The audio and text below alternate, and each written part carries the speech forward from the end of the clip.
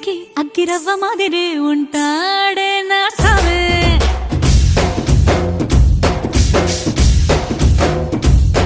మెత్తాని పత్తి పువ్వుల మరే సంటాడే